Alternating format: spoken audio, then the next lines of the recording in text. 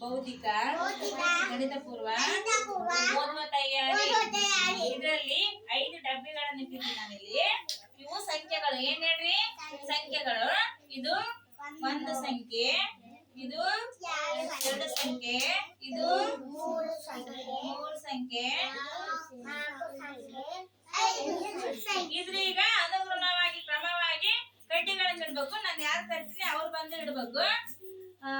ರಾಕೇಶ ಬಾರಪ್ಪ, ಇದಕ್ಕೆ ಅನುಗುಣವಾಗಿ ಕಡ್ಡಿ ಇಡಪ್ಪ.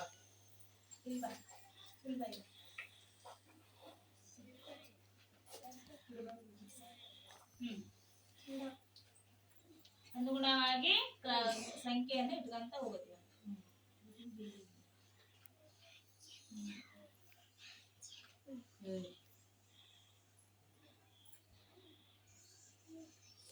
ಕರೆಕ್ಟ್ ಆಗಿ ಕ್ರಮವಾಗಿ ಇಡಕತ್ತನಲ್ಲ, ನೀವು ನೋಡ್ರಿ ಎಲ್ಲರೂ ಮಾಡಿದ್ರಿ.